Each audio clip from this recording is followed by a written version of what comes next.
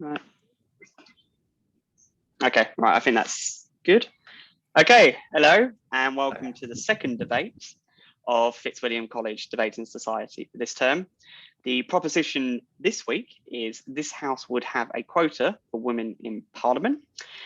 We have the proposition, so we have Isaiah for the first proposition. Teo is on the second proposition, he should be here soon. And then in terms of the opposition, we have Laura and Tash or Natasha. I'm just stepping in for chair this week because Natasha is obviously debating this week. But yes, let's get started then on the first debate. So normal rules apply, 5 minutes speaking for each, the proposition and the opposition. It'll go proposition, opposition, proposition, opposition. There'll be time for questions in the middle. So if you have any questions, just type them in the chat to me and I will try and read them out to the debaters. If possible, please state who you are addressing the question to, just then that way we don't have any ambiguity as to who the question is actually for. So yeah, let's get started. So I think first of all, we'll do a quick poll on what we think, what you think is your position before this debate and whether or not you agree with the proposition. So first of all, if you agree with the proposition, this House would have a quota for women in Parliament, please raise your hand using the raise hand function on Zoom. And I'll give it about 10 seconds just in case.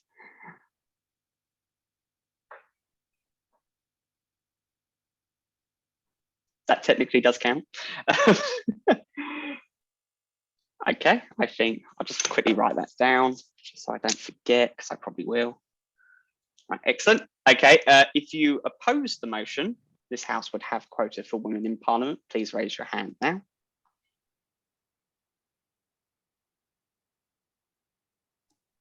Can I question mark? Because I genuinely don't know. Like I'm ready. There will be an option. There will be an option to basically abstain from the vote. So I will do that next. Laura, are you going to vote for your own side?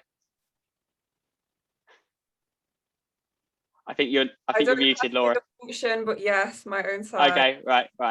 I will assume that Teo will vote for his own side too. All right, and then if you abstain, so. Yeah, I hope so. If you abstain, please raise your hand now.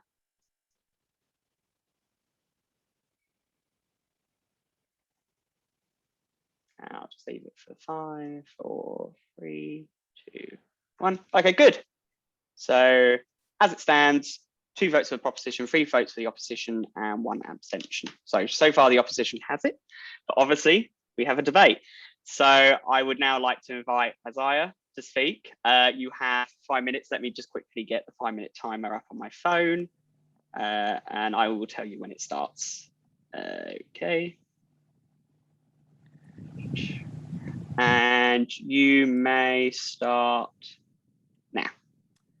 Okay, so the kind of quota that I propose that we implement in Parliament is not a hard substantive quota where we just say we need half a parliamentary woman full stop. It's more of a kind of soft implementation, not on the institution itself, but on the participants, on the parties.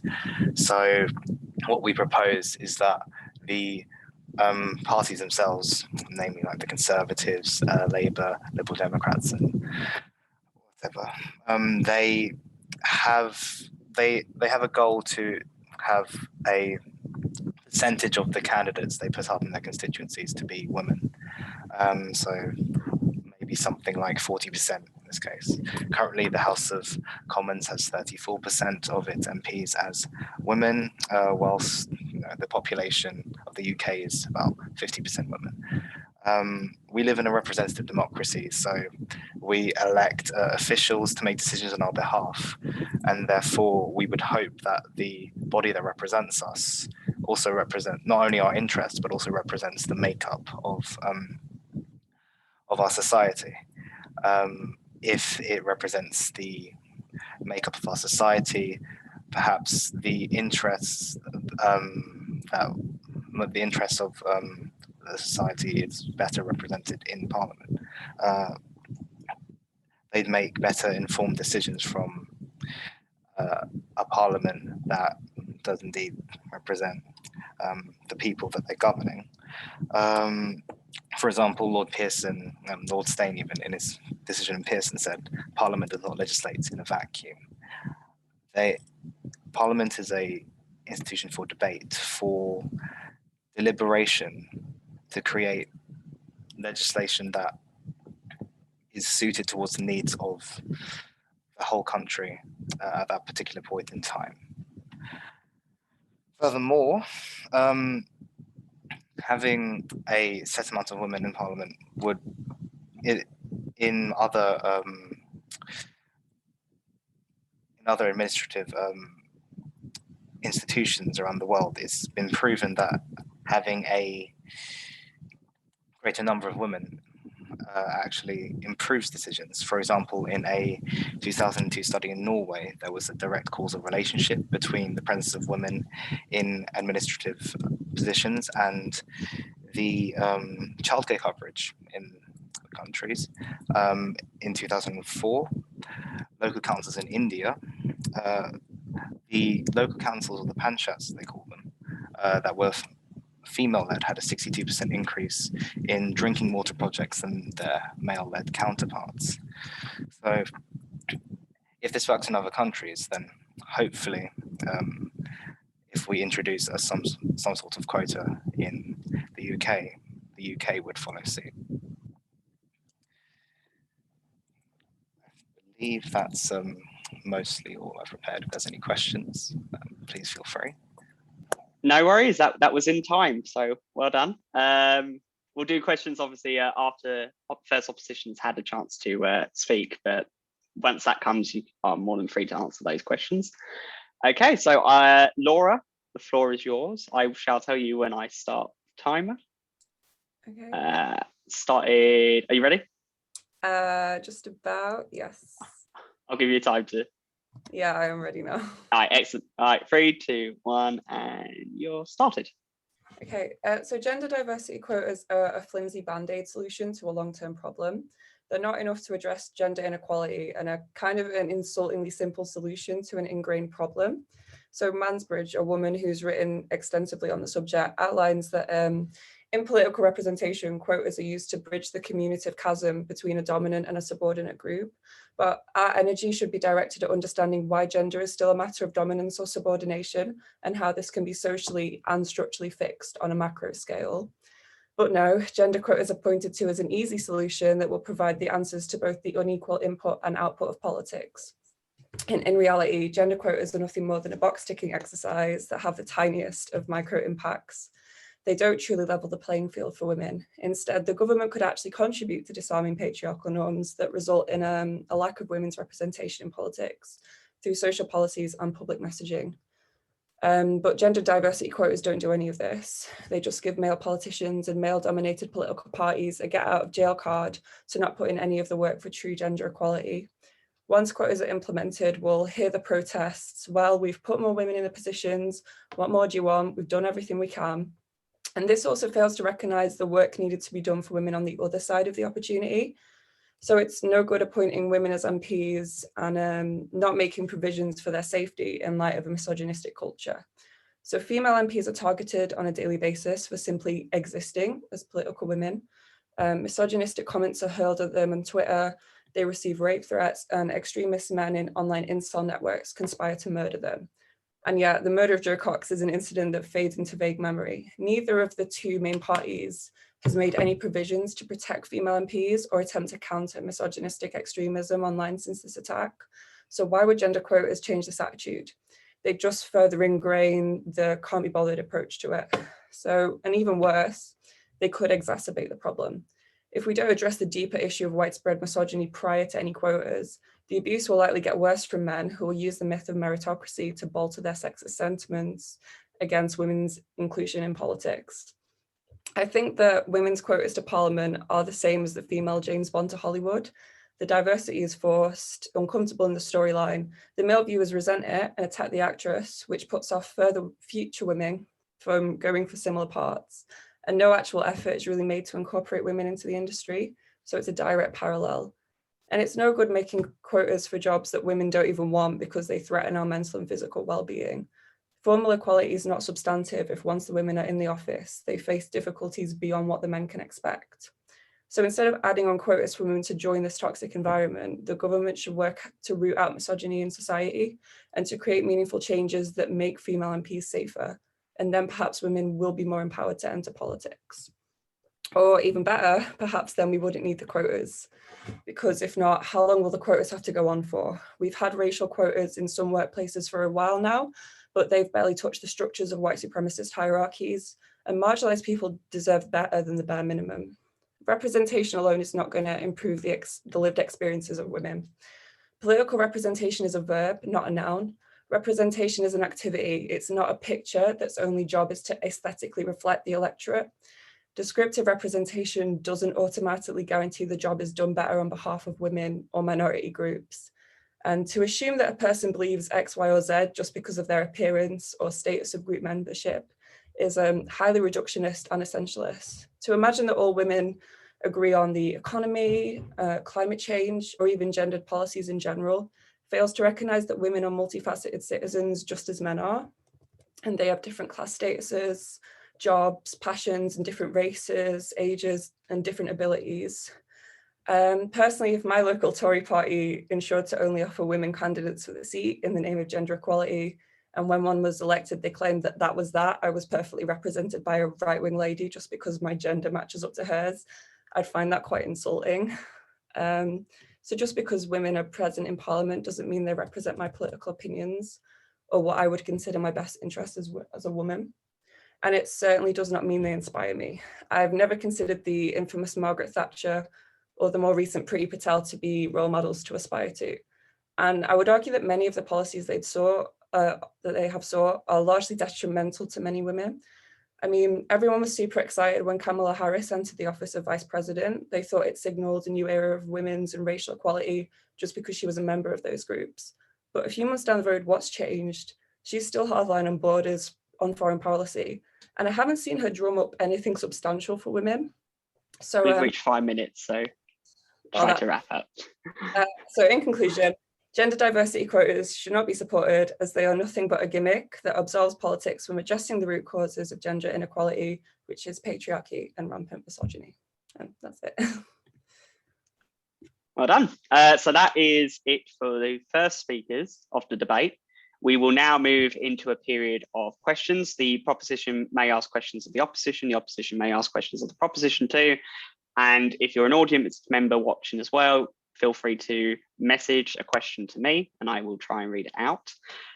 So first of all, first question that I have got, and it is for the proposition, Eva may answer. Who would be the one deciding the percentage of women and how is this enforced? I mean, as per anything that goes through Parliament, it's voted through. It's in statute. It's enforced in the same way as any other statute's enforced, in the same way as the Fixed Term Parliaments Act is enforced, in the same way as it's a part of statute, and therefore it needs to be followed unless Parliament wants to overwrite with another statute. So it's law just like everything else, basically. If the opposition wants to respond to that, that's also okay. Natasha? Yeah, so I just wanted a question of clarification. So does that mean that the parties themselves get to choose what percentage, or is it a mandated, say, 40, 50% that every single party has to abide by? And proposition may respond as well. I mean, obviously this kind of depends on the political context in which it arises, but the kind of like number that would make sense as a baseline at the very least is 40%. And that wouldn't be that the parties could choose it. That would be, again, if it's in statute, it applies to everyone who is a political party in the United Kingdom. And that's essentially how that would function, I'm imagining. Yeah. Okay. Do we mind if I go to the next proposition question? I just wanted to see if there was a response from the opposition that they... Okay, excellent. So another question for the proposition. If audience members have questions as well, feel free to question it on the chat to me. So this is another question for the proposition. How will this model / policy improve representation? Again, either. I mean, if currently, I think 34% of MPs are female, and that's the highest it's ever been. So but the baseline of adding quota of 40% increases the number of female MPs in there if we're talking representation. And given that it is supposedly a representative democracy, part of that is going to be having people who at least somewhat represent the population being in parliament. It's not like the only thing, but it is a thing that's important.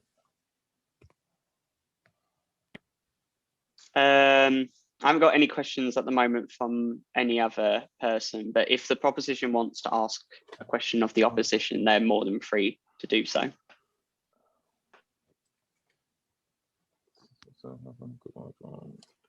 Excellent. I do have a question for the opposition, actually. Okay, to the opposition, if it's a band-aid solution, why can't we have it for a short time in order to let women have a say in the changes that need to be made? I'll answer that. Because I think that when it comes to the short-term solutions, they give those who are in power a very good excuse to not pursue long-term solutions. And that isn't just in terms of like a gendered context, that's in terms of anything like with climate change, with racial disparities. There's always a band-aid solution of actually not putting in the true work and the true like substantial structural change. And it's just used as an excuse to say, oh, well, we've done it now. This is the best you're going to get. And I think that's a consistent thing, especially in British politics. So if we avoid the short-term solution and we fight for something that's much more important on the structural macro scale, I think that's what we should be prioritizing our energy into instead. Proposition can respond if they want to. I get what you mean in terms of the way in which reforms are so often used to pacify people, but given, I don't think that's inherent to reforms. You can have reforms that move towards something better, that move towards a sort of change you're talking about, which is more structural and is more institutional, and it does have a more holistic sense of stuff. Like, I feel like it can, like, you can still have a short-term thing and have it build towards a longer-term thing. Those aren't mutually exclusive. At least that's what I would think. Opposition can respond as well, and I've got another question. Excellent. Natasha? I like to say that's definitely a good point, but I think in the end, quotas, even in the short term, have so much of a detrimental impact that any potential gains that it will make is more likely to be kind of pushed backwards because of significant backlash against the politicians believing that they were only here just because of a quota. So I think if anything, quotas are far more detrimental, no matter if they are short term or long term. I think I'll move on to the next question. There's another question for the opposition. Are long-term solutions possible if we don't have the women in power?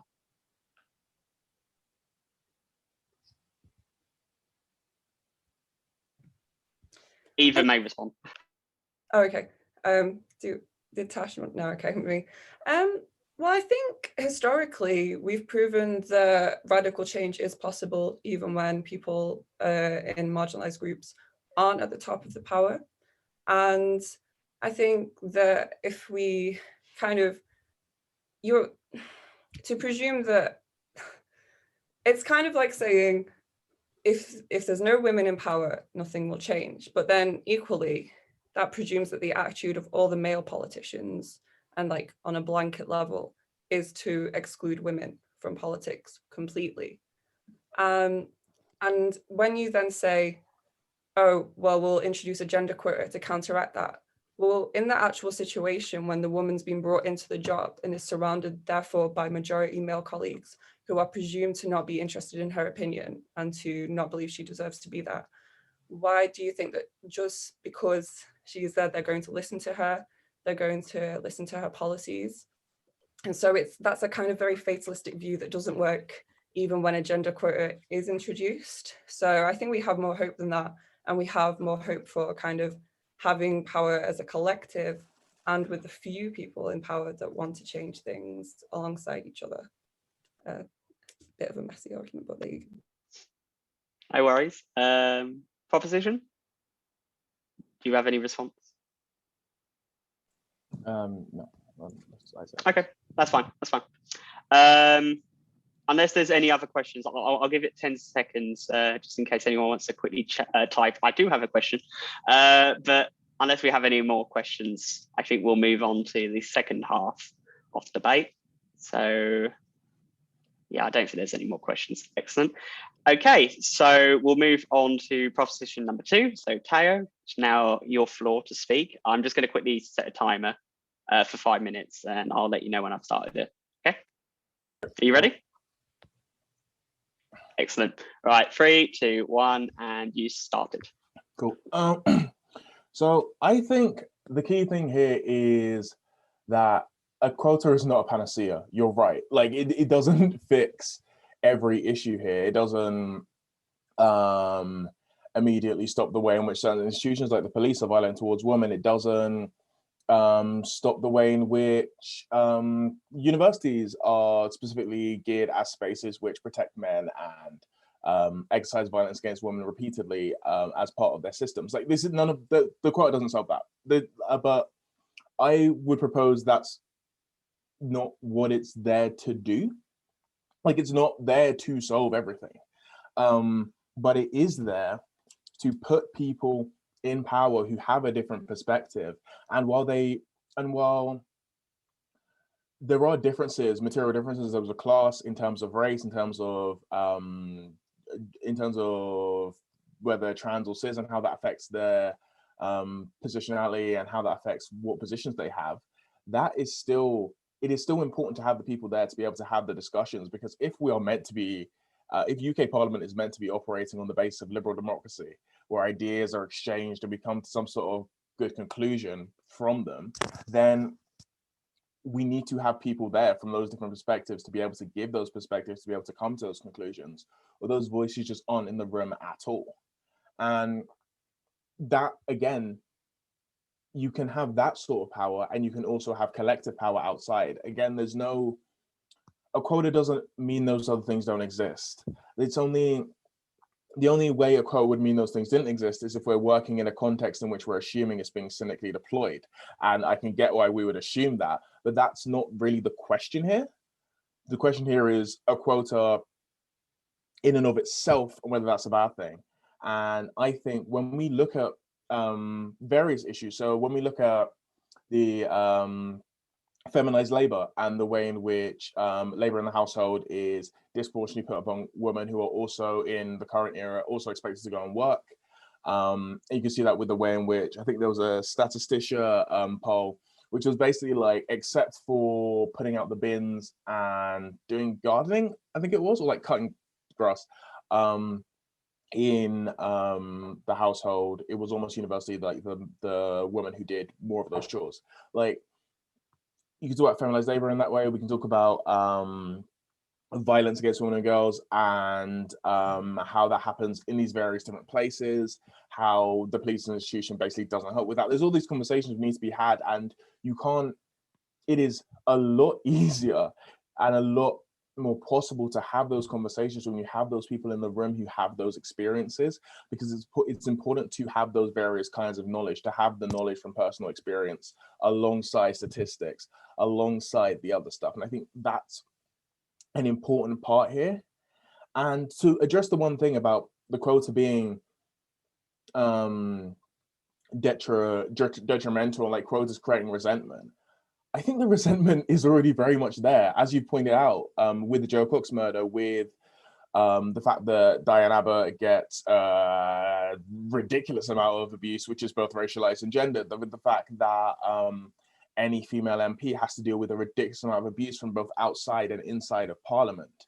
Those issues and that misogyny and those violences are already there. A quota is not realistically going to make them worse, or not in a way that like even if the clock ticks up slightly, I think it is worthwhile to have the people there who have those perspectives, because that violence is happening. It's happening regardless of whether there's a quota or not. And I think it's important to have the people in Parliament who have the perspective and have the personal relation to these issues to be able to actually give those. And I know, like, the all women necessarily have a politic which is particularly liberatory or particularly homogenous, but I think it's still important to have the people there. I don't think there's enough of a downside to it that we shouldn't have those people there, have them in those positions, because, like, women can be all these sorts of things. You don't need me to tell you that.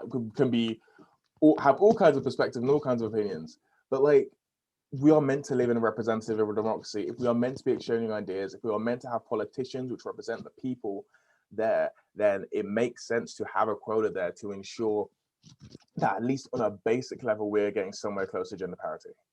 Otherwise, we've reached 5 minutes, so just quickly wrap up. Parity. And, like, because, like, the representative part of our democracy is very lacking, and I think this is a way of moving towards that. It's a step amongst many. It's not the only one.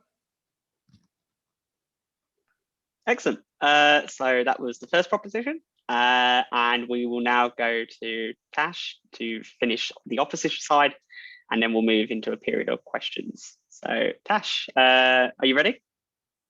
Excellent. Right. 3, 2, 1, you're on the floor. Tonight, both sides have agreed that a quota or any one policy is unable to fix any problems that women face. But instead, we as opposition propose that quotas have an extremely negative impact that pushes back any progress that we hope to make on gender equality in Parliament.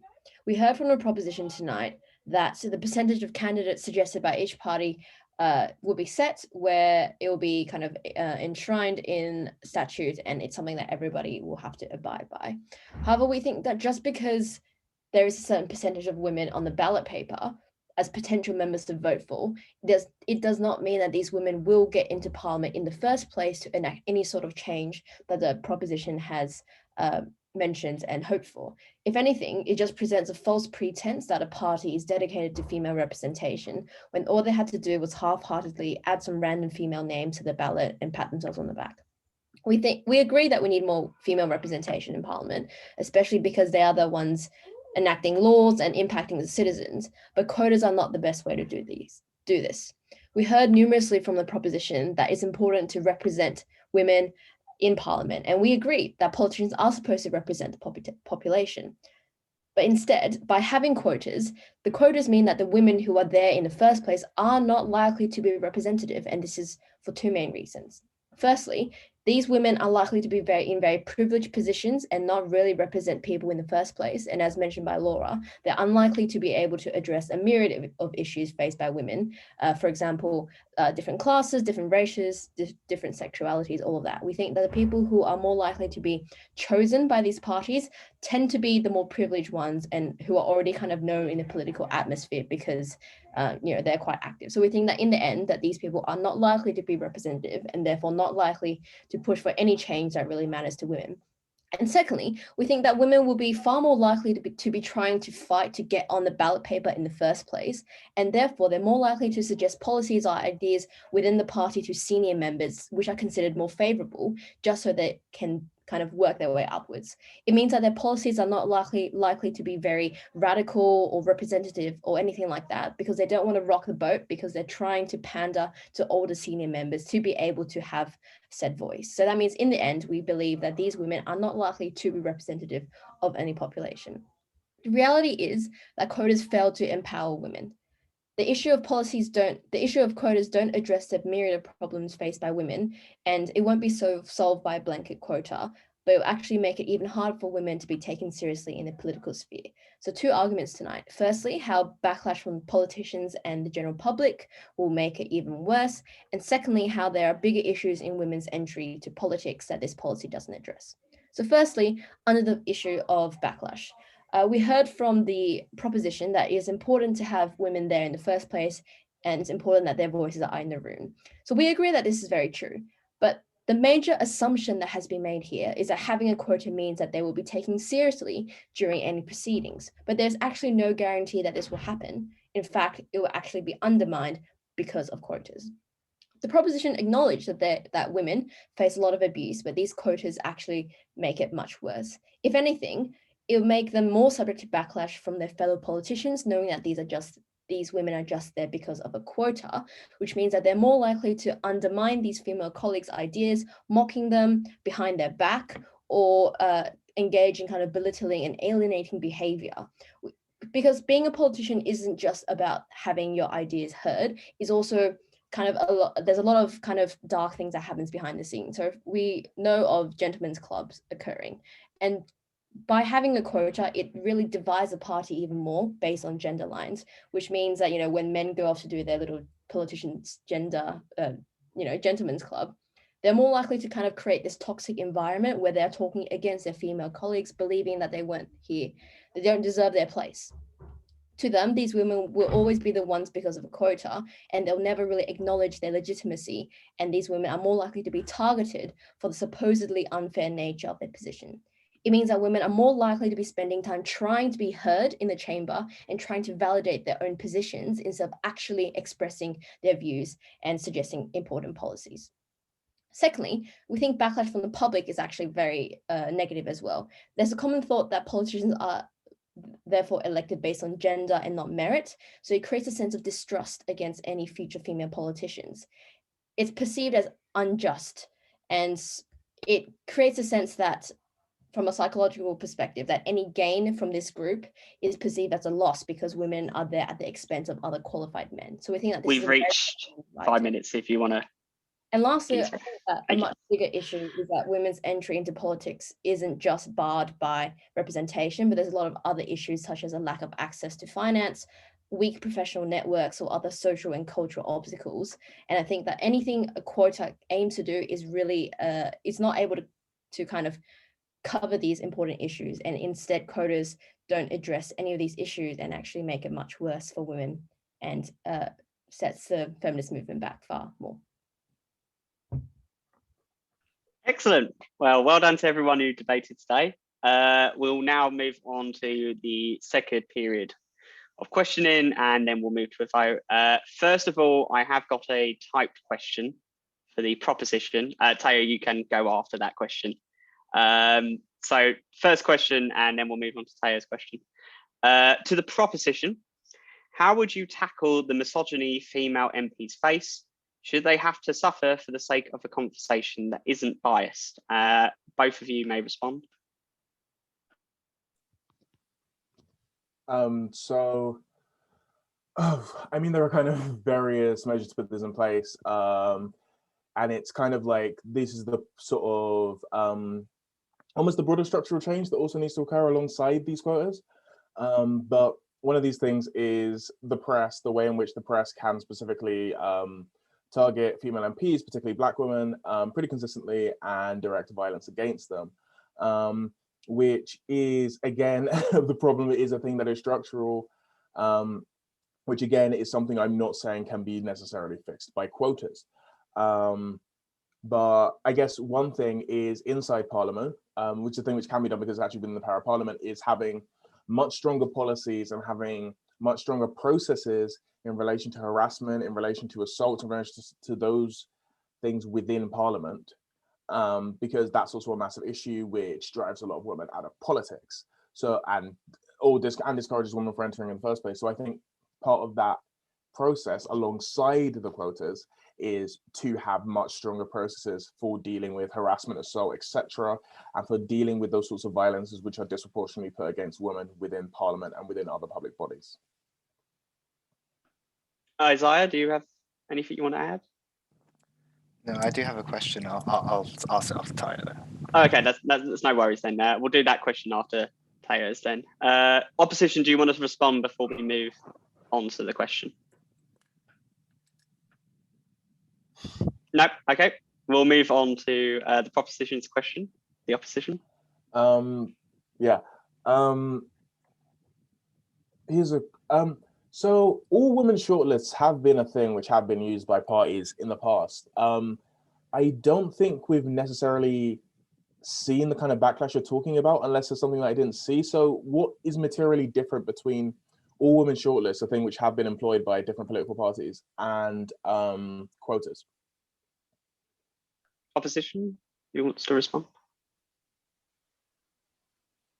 Yeah, I can go. Okay. I feel like what is materially different is it just adds fuel to the fire, and it just creates another excuse yet again for why men can dress up their sexism to make it look neutral and legitimized, when in reality it is pure misogyny.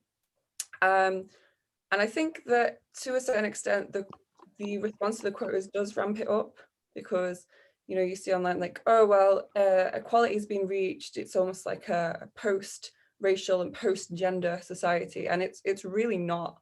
And those excuses are constantly invoked to hide and cover up misogyny and diversity quotas. And I think what we've seen from them is that these results are consistently produced, whether it's for women or whether it's for ethnic minorities. And I think, we deserve something better and more substantial than that, than just this constant band-aid solution that is cropping up this problem time and time again. Yeah. I'll allow the proposition to respond, and then we'll move on to the next proposition question. If anyone has a question for the opposition as well, sorry, for the proposition, do let me know by typing in the chat, or of course, if the opposition has a question, that's okay as well. So, or anyone on the proposition for that matter, to be fair. Isaiah, were you going to say something? No. Oh, I'm good. Okay. No worries. Should we move on to the propositions question then, Isaiah? So the opposition mentioned that the quota doesn't fix the institutional problems against women, and that quotas would actually be quotas would hurt sort of the women's legitimacy in politics, because it's fulfilling a quota instead of a meritocracy kind of idea. However, by implementing those quotas, and women themselves in politics are surely the best equipped people to speak about this harassment that they get from the institution as a whole. By implementing these quotas, would there not be a sufficient amount of people that, because as I've said before, there's only less than just over a third of Parliament being women. By having this quota for 40, even 50 perhaps percent, would that not create a sizable enough portion of the institution so that the institution as a whole must realize there would be need for a substantial change? Again, quotas are not the be all end all. We understand it is not the ultimate solution, but it would be the stepping stone, would it not, to create debate, to create more discussion for what needs to be done in the long term to fix the representative institution of Parliament. Tash, I think you had your hand up there. I think definitely there is some merit to this idea of power in numbers, but I think in the end, no matter how many women you have on the executive, the higher powers of Parliament, it's still the idea that, well, they're only there because of this blanket policy. They might not have earned their position. They're here for the temporary measure. I think there's far more complex kind of interactions within parties that is being currently overlooked, where just because there's more women doesn't mean, speaking out against their abuse, for example, doesn't mean that they'll necessarily be taken seriously. Because if anything, for example, if I analogize this to immigration, there's so many immigrants, there's so many of them, even if there is a lot of them speaking out against their issues, often it's create a sense that like women together as a collective, they're now just complaining for no reason. So I think it actually can create the opposite effect, where the other side of the party may be thinking that they're just speaking out and not really be taken seriously because of this kind of belief that quota politicians don't deserve their place. So I think that's an underlying belief in the politicians, in the public, that is really insidious and can't be dissipated just because maybe 10 years down the track, like 50% of the executive members are women. Does the proposition want to respond, Tayo? I like absolutely see what you're saying in terms of people having that opinion, but I'm also not sure as to whether I mean, people. The short version is people believe that anyway. Like quota or no quota, people believe that marginalized people do not deserve their spaces in these institutions. Like the British state is built on gendered capitalism. They're not, regardless of whether there's a quota or not, misogyny is still going to persist until those structural changes which you're talking about can happen.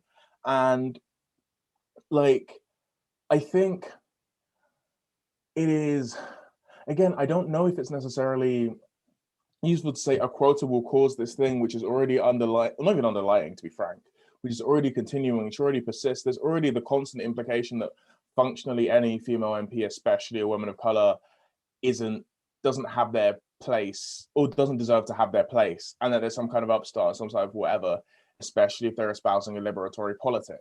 Like that's a thing which happens anyway. I'm not sure again if quotas realistically change that, because in the same way as like when quotas have been employed throughout history, if we're gonna like talk like like mid and kind of just after the civil rights movement, like again, those people were like they didn't become more racist because quotas were put in place. They continued their racial violence, and they continue to do that regardless of whether there were quotas or not. Like that's my thing is less that I don't think there's an issue with the way that people regard female politicians in general, but like again, the British state is built on like gendered capitalism. Like there's no quotas or no quotas, those violences persist, those violences still continue. So I think quotas provide a way for there to be at least, and again, are as Isaiah said, a stepping stone to having more women in power who can potentially at least alter the balance of power a little bit. You still need those groups outside of parliament who are going to actually push for the proper radical changes. I'm not contesting that. But I think it's useful to have more women in there who can still provide that perspective, who can still be more receptive to that. And the violences put against them will continue whether there's quotas or no quotas. Does the opposition want to respond? Yeah, I will briefly. Okay. I think I understand where you're coming from, but at the same time, if we're recognizing here that, you know, the dominant parties and the political structure in itself has a vested interest in, you know, like gendered and racialized capitalism and all of these other problems, then when the parties are choosing the women to put in place for these quotas, they are going to choose the women that replicate these vested interests and the status quo. They're not going to choose, as you say, the people with the liberatory politic, the vested interest in liberation. They're going to choose women like Priti Patel that just re-encapsulate their arguments and redevelop all of their views just as a woman and what is convenient to them. So there's not going to be a substantial change, and the women there aren't going to be sat discussing how to improve our lives. They're going to be sat replicating the arguments within the bounds of what's expected of them in a party.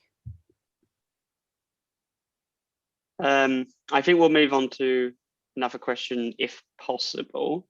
Again, if any audience member has a question, do feel free to ask on the chat. Does the opposition have any questions for the proposition? Just for the sake of balance. It's okay if you don't. Tash, you thinking then? No, okay. That's completely fine, to be fair. Does any audience member have any questions? I'll give it 10 seconds just in case anyone does. Is the opposition okay if the proposition asks another question if it wants to? If there is no audience question, okay. We'll just wait to see if there is an audience question. 10, I won't count it all. Doesn't seem like it. Does the proposition have any other questions? Do you have any? I have one, if not. If you don't. Not one very substantive, so yeah, go ahead. Okay. Here's a question. If you're gonna, you think this like kind of measure will actually be counterproductive, what do you think are like material measures which can be put forward to actually increase the power and the ability of women to be represented, to make actual change in Parliament, given the way that it is structured, given the way that parties work, given the way that the UK functions. Again, any member of the opposition? Yeah, I'll go Sure. first. Okay. I think it depends whether we're looking at this from the point of view of government policy or from grassroots like movements and outside pressure upon the government. And for me, I think, you know, it's a combination of both. So the government could be implementing like actually materially substantive policies that can from day one start to deconstruct gendered inequalities and gendered policies. And I know that I've just been saying that they have a vested interest in not doing so, but that doesn't mean blanketly that it will never ever occur. So it's a possibility and it's something to keep on pressuring the government for. So with that in mind, then the grassroots movements, and that can be what we most focus on here, is to put the pressure on the consistent government policies and deconstructing and pushing against in resistance of the gendered structures, of the racialized structures. And it is a combination of both. But I don't think that the gender quotas will do anything substantial ultimately, because they just yet again give another excuse as to why these measures should not be put in place, should not be considered, and shouldn't even enter like the public psyche of like gender equality. I think what we'll do is we'll do one more response if the proposition does have it, and then one more response from the opposition if they again have it, one, unless there is any more audience questions, and then I think we'll wrap to a vote after that. Does the proposition have any responses? No. So no. Okay, great. So I do have just a short one. But, so your argument is that I acknowledge that you say grassroots are very important, and that, you know, quotas perhaps won't have the same social impact as you know, the grassroots movements have historically. But the quotas we are attempting to implement, they would be statute, they would be legislation passed throughout Parliament. By the virtue of parliamentary sovereignty, these have no legal equal. They are, above all, Parliament. Only Parliament can unbind itself. Parliament cannot even bind itself. Any law they make can only be repealed by themselves, and therefore everyone has to follow that. That unfortunately there is no guarantee that grassroots, that the pressure exerted by grassroots, the pressure exerted by the public or what have you, will actually have any substantial effect. They have political effect indeed, but there is no, you know, legal power of them. They have, by law, they have no obligation to follow through with any of the sort of requests of the public. In the eyes of the politician, if they're ready or if they're willing to take the political backlash that comes with not addressing these issues, they are free to reject it. They're free to do so. They're free to ignore the cries of the people, if they so wish to do so. So I feel like having these quotas they're not there as a solution. They're augmenting the tool set that women in politics would have to eventually solve these issues. They're the legal. I say the stepping stone before. I confirm they're the legal stepping stone for there to be political change, because you can't have any substantial change in Parliament unless you have both a political view on it and a legal view on it. I think Tash, you had a response, and then that will probably be it for questions. Excellent. So yeah, thank you, Isaiah. I think definitely that there is merit to what you're saying in terms of governments being, you know, legally binding and all of that. But I think the difference between, say, grassroots kind of movements which is what Laura proposed, is that those movements have the intention of representation at its heart, while when it comes to lawmaking and parties, it is very easy for them to just say, yes, we kind of support it because they want to appear that they are representative. And I think there's a difference, because even if you said something in law, I think if anything, it gives an excuse to stop any further action. So for example, with like civil rights movement, when they, just legally did not allow discrimination, it created the sense that like, oh, if you are, say, a Black man in America and you're doing really poorly, because it's illegal to be racist or whatever, it means that it is your fault ultimately if you have any trouble. So I think similarly to this debate, just because something is kind of enshrined in the law, if anything, it makes this public perceive that, oh, well, you have 50% women, representation is achieved. We have no more sexism. Why should we listen to you any further? I think if anything, it creates a further barrier, because there is this pretense that, oh, look, the government set a law, there's an official quota, we are all good now. So I think in comparison, grassroots and all of those kind of more like going from the roots up, same as grassroots, is something that is more able to tackle something from the inside out rather than doing a much more blanket policy, which is what a quota tends to be doing. Okay, I think we'll wrap it up there. So well done to all the speakers, a great debate. So congratulations, and thank you also for volunteering to debate. Also, thank you to anyone who attended and also to those who asked questions. We will now go to a vote. I will remind everyone that the vote last time was 2 in favour, 3 against and 1 abstention. So we'll now move to the vote. If you are in favour of the proposition this House would have a quota for women in Parliament, please raise your hand using the Zoom function now. Also, if you are a debater, you are allowed to vote again. Oh, great. I counted your vote last time, Teo, for pro. Oh. Isaiah, are you still voting in favour? Sure. Or have you changed your mind? I mean, You're not going to vote in favour? no. It's completely fine if you don't want to. No. There's been convincing arguments tonight, so. Okay. Teo, are you still in favour? Or will you be ever in No. favour? I was never. I will take your. I will I know strike that, your bro. vote. I will strike your vote from the first one then. Okay. I'll now move. So that was 1 vote in favour, which is a swing technically. Against. Please raise your hand on the Zoom function. I'll raise my hand realistically. 1, 2, 3, 4. Was that 1 from you, Isaiah?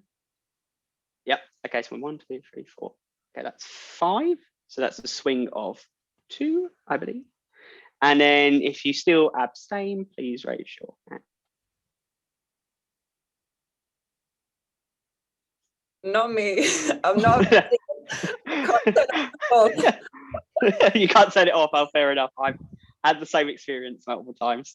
I believe that's 1 vote in abstention. So that's technically the same vote as last time, although I'm not sure necessarily it's the same vote. I'm not 100% sure. Okay, I think that does it then. So I believe this resolution has failed. 1 vote in favour, 5 votes against, and 1 abstention. So again, many congratulations to all the debaters today, and thank you for volunteering, and also to anyone who attended. Tasha, I believe you had something you wanted to say. Yeah, just want to say, yes, thank you everyone for speaking, and Jamie for stepping in as chair. And yeah, so that is our last debate of the term. So yeah, we got through Lent term. So next academic year, so in Michaelmas 2021, we'll be having more debates, more events, especially with the new freshers coming in. So hopefully we can get a new batch of potential debaters. And we still have the position of speakers officers open to join Jamie as the head of speakers. So if you're interested, do message the page, do talk to Jamie. And yeah, here's to more fun and interesting debates and events. And thank you everyone for coming and speaking. Thank you. Thank you, Natasha. you. I shall end the recording now. Tash? Yep, excellent. But yeah, congratulations.